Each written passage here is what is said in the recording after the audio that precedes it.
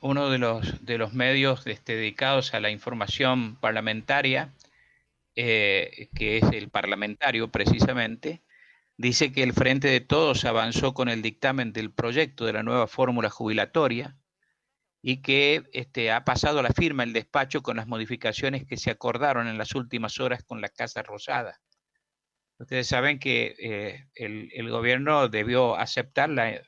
imposición que vino desde el Senado. En esto hay digamos, concuerda toda la información que está disponible, en el sentido de establecer que las actualizaciones jubilatorias con la nueva ley van a ser trimestrales y no semestrales como se había previsto, y que ese 5% que se había anunciado para el mes de diciembre no iba a ser a cuenta de lo que se resolviera como incremento en marzo, sino que va a quedar firme. La cuestión vino a revelar un enfrentamiento de criterios en el ámbito del oficialismo, y se está advirtiendo que con esto las intenciones del ministro de Hacienda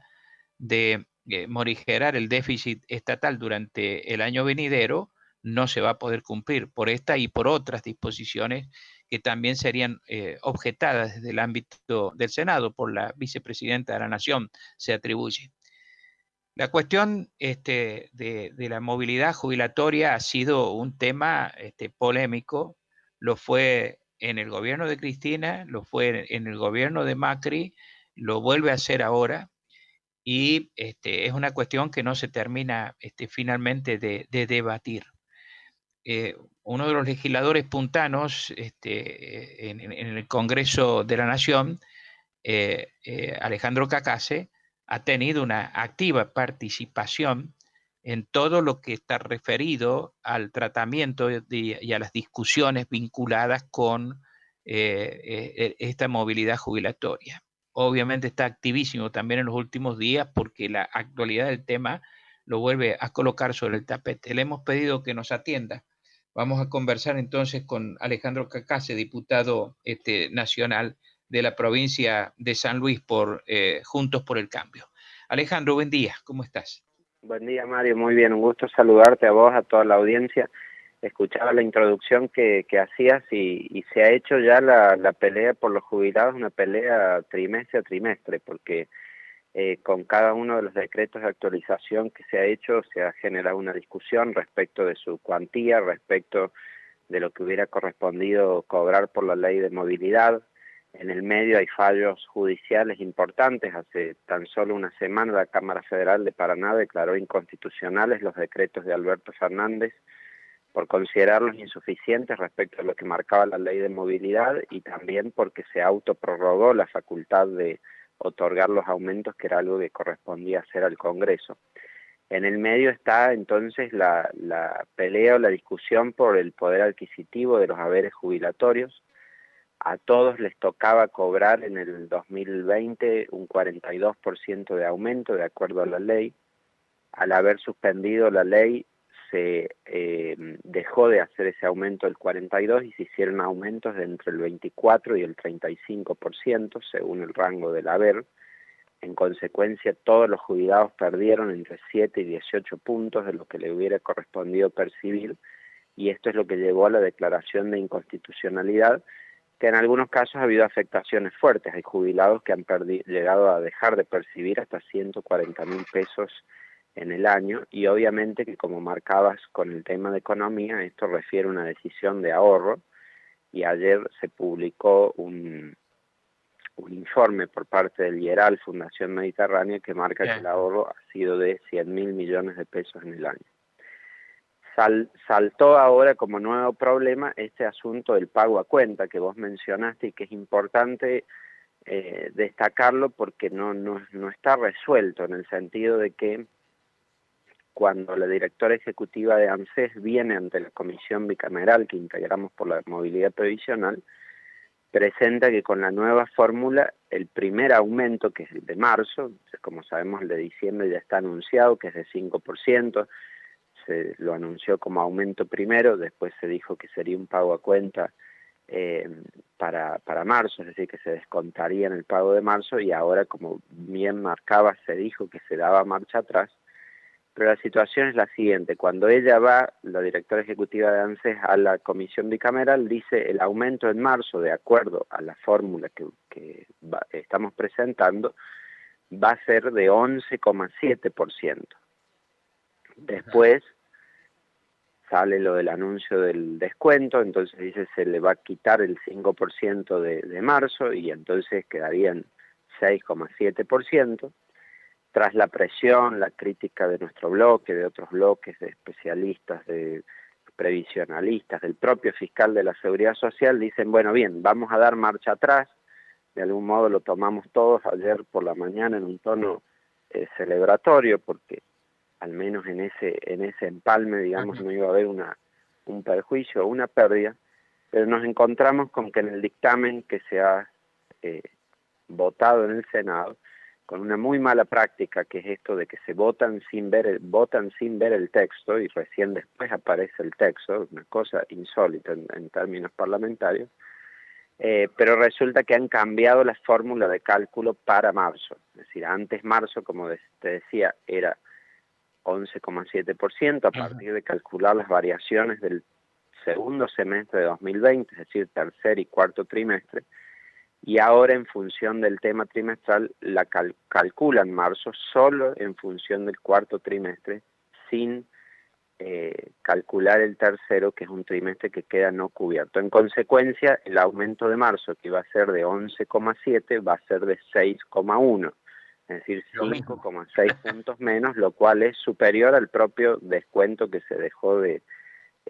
hacer, y genera nuevamente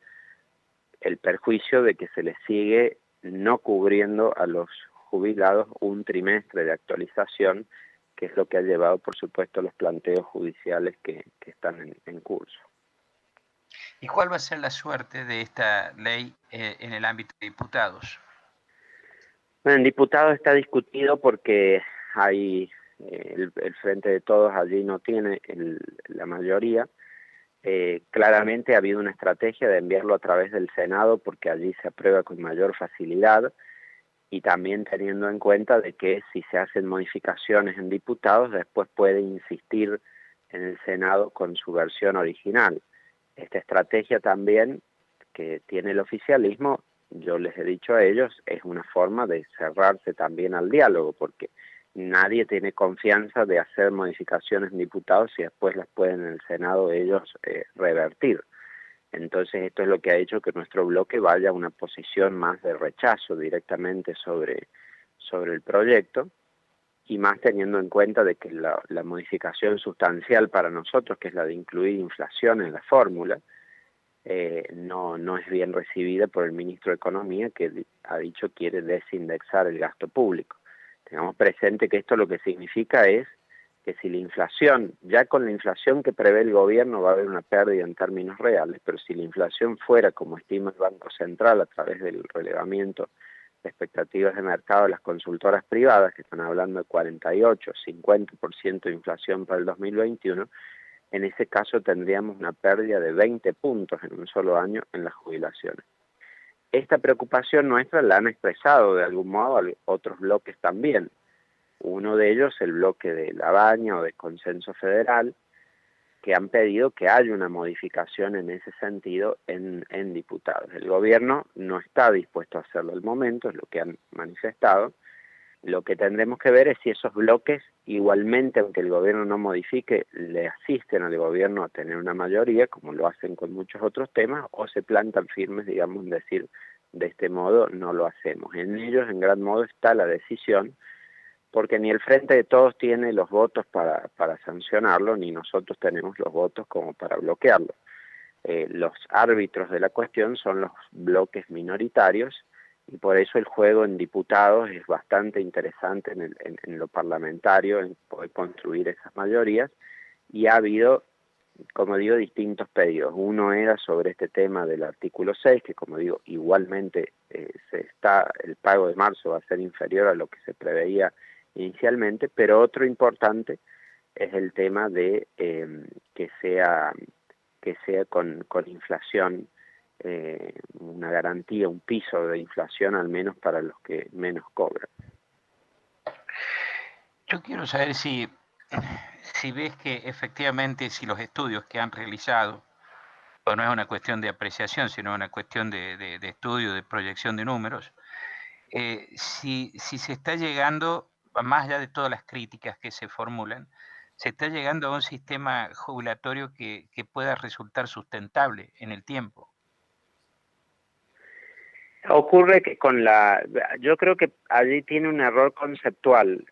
importante el Ministerio de Economía, que es querer asegurar la sustentabilidad a partir de la recaudación. Eso primero no es necesario porque nosotros tenemos un fondo de los jubilados, que es el Fondo de Garantía de Sustentabilidad, que puede operar como fondo anticíclico para cuando haya problemas de sustentabilidad. Es decir, cuando uno define una fórmula jubilatoria por la variable que sea, inflación, salarios, las que se usan en el mundo, y por algún motivo económico, porque no hay crecimiento, por la recesión, faltan recursos, el FGS puede asistir al Tesoro en el pago de las jubilaciones. De hecho, este año sancionamos una ley que yo participé de su redacción, la acordamos con ANSES para realizar ese mecanismo. Se habló mucho de esto en la comisión bicameral, y lo establecimos como ley de defensa de los activos del FGS y establece ese mecanismo de pago. El querer establecer la sustentabilidad a partir de la recaudación tiene el problema de que cuando uno ata la recaudación, la fórmula, la vuelve más procíclica, es decir, si hay crecimiento económico, obviamente la recaudación aumenta y los haberes aumentan, pero si hay recesión, la recaudación cae y los haberes caen en términos reales. Y esto, en lugar de revertir los ciclos económicos, que es la idea que debe tener la política fiscal, es decir, aumentar el gasto cuando hay recesión para estimular la demanda agregada y bajar el gasto en épocas de crecimiento para que no se recaliente la economía, esto hace exactamente lo contrario, va a profundizar el carácter de nuestra política fiscal, hacer que se gaste más cuando hay crecimiento y hacer que se gaste menos y se profundice la recesión a través de ajustes cuando está en caída. No es casual, Mario, que Argentina es uno de los 2 países en el mundo que más recesiones ha tenido en los últimos 50 años, y esto se debe al carácter procíclico de nuestra política fiscal. Y con esto se va a profundizar, porque tengamos en cuenta que la movilidad jubilatoria, mejor dicho, el gasto en jubilaciones, es la mitad de todo el presupuesto del Estado, que va a tener ese carácter. Entonces yo creo que con esto están cometiendo un error, no solo a nivel de los jubilados y el perjuicio que les generan, porque los hacen socios de la AFIP en cuanto a que si la AFIP recauda, cobran, y si no, no, cosa de que los jubilados no debieran estar en esa situación, porque lo que hay que preservarlos precisamente es de la volatilidad de la macroeconomía y darles un ingreso seguro y estable, pero además perjudica la macroeconomía de esa manera gravemente, al punto que basta ver que ningún país del mundo prácticamente usa la recaudación. Todos usan inflación, salarios, pero nadie actualiza por la recaudación las jubilaciones. Y son esas cosas que nosotros creemos que acá tenemos la escuela económica única, o la que tiene la receta para resolver los problemas, y nos terminamos encontrando con que no resolvemos ninguno, sino que tenemos una decadencia en términos económicos, mientras que los otros países les va bien haciendo lo que todos hacen igual. Entonces esto para mí es un problema muy serio, que además ayer hubo un planteo muy razonable que hizo el senador Lustor respecto de esto que planteas, que es que se hacen las fórmulas en el vacío, pero sin tener en cuenta los escenarios macroeconómicos y cómo esos pueden impactar. Porque el gobierno dice algo que es cierto, dice, si la economía crece, si el empleo crece, si la inflación baja sustantivamente, entonces la fórmula va a dar bien. El propio ministro Moroni dijo, esta es una fórmula pensada para una Argentina en crecimiento. Muy bien, el asunto es que hoy no tenemos hoy una Argentina en crecimiento, por el contrario, Argentina tiene la caída más alta de su historia en términos del PBI, 12 puntos del PBI, es más alto que muchos otros países que están sufriendo las consecuencias de la pandemia. Quiere decir que hay un componente adicional acá que hace a nuestra caída económica, y si ese es el escenario de caída con inflación como tenemos nosotros, la pérdida para los jubilados con esto no tiene piso. Entonces, de algún modo somos irresponsables como Estado en decidir un esquema que puede variar drásticamente según lo que sean las variables de crecimiento, empleo, inflación hacia el futuro, y pueden variar para los jubilados y para el Estado y su situación fiscal, y que lo hagamos sin tener estabilizadores ni límites en la aplicación de eso, sino de esta manera tan decidida en función de lo que se hizo en un gobierno anterior o de lo que fue una decisión política anterior. Veo que se mira en eso mucho el pasado en la formulación de la política pública en lugar de mirar hacia el futuro, analizando las variables objetivamente. Ahora, diputado, ¿por qué, en base a todo lo que usted está diciendo, el gobierno concentra tanto su discurso y la defensa de que con los aumentos por decreto se llegó a haber un crecimiento de un 35, más de un 35% hacia los jubilados? Los aumentos por decreto han tenido un solo propósito, que es ahorrar dinero. Es decir, obviamente que después el gobierno lo va a presentar del modo que parezca bien políticamente, y dice que lo hace en favor de los que menos tienen y en favor de redistribuir, pero lo cierto es que por ley tenían que aumentar un 42. 35 le han aumentado a la mínima, pero pensemos que la inflación va a terminar, según está estimado, en 37%, entonces ni siquiera ese 35, ni siquiera el de la mínima está compensando la inflación, queda 2 puntos por debajo. Pero después, cuando el gobierno dice el 70% de los jubilados ha logrado obtener este 35, que con estas particularidades que estoy mencionando, también significa que hay otro 30% de los jubilados que ha perdido severamente respecto de la inflación, porque han cobrado 30 o 27 o hasta 24% frente al 42% que les tocaba. Y entonces hay algunos, por ejemplo, dentro del régimen general, que están cobrando 18.000 pesos menos por mes de lo que les correspondía por ley, y que se les ha acumulado 140.000 pesos en el año de haber dejado de percibir haberes, y esos son por supuesto los que están yendo a los tribunales a reclamar sus 140.000 pesos o el monto que les falta cobrar. Entonces, allí el gobierno puede decir muchísimas cosas, pero es claro que la decisión fue para ajustar, para ahorrar. Ahora no es casual, la fórmula se anuncia la noche anterior por un comunicado de prensa a las 11 de la noche antes de que llegara el Fondo Monetario Internacional, y porque la decisión de Guzmán es esa, es desindexar, porque sabe que tenemos una economía que está en recesión con inflación, y entonces su idea de contener el gasto jubilatorio es quitar la inflación de allí para que, aunque la inflación permanezca alta, en términos reales se licúen las jubilaciones y se licúen los pagos. Eso está absolutamente claro, que ese es el motivo. Y lo ha dicho el presidente cuando primero criticaba la fórmula de Macri por ser perjudicial a los jubilados, para pasar a decir que es impagable. Cuando uno dice es impagable porque no quiere poner los recursos, pero no porque sea perjudicial para el beneficiario. Ajá. Y después, en la discusión, porque hay discusión interna dentro del oficialismo, ANSES tiene una idea, el Ministerio de Trabajo otra, y el Ministerio de Economía, que es el que termina decidiendo, dice, acá miren, la situación es esta, la mitad del gasto público de jubilaciones,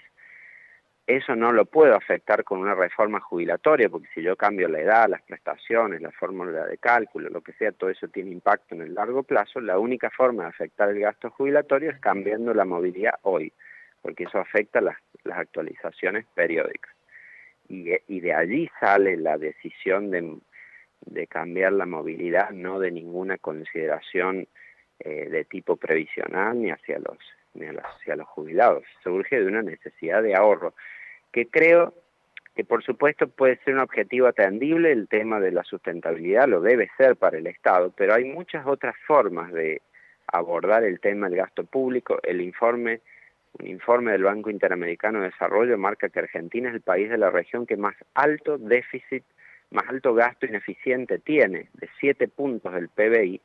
lo que implica que si nosotros elimináramos el gasto ineficiente en el Estado, eliminaríamos por completo el déficit fiscal. Entonces, hay formas más creativas también de buscar reducir el gasto, que no sea esta tan visible de ir sobre los jubilados, que es lo más fácil, digamos, o lo más visible dentro del presupuesto para hacer. Alejandro Cacase, muchísimas gracias por atendernos. Muy clara la explicación. Muchísimas gracias. Hasta luego. Hasta cualquier momento. Muchísimas gracias. El diputado nacional Alejandro Cacase estuvo esta mañana aquí en Nada Secreto en Radio Universidad. A la pausa, a la música y volvemos.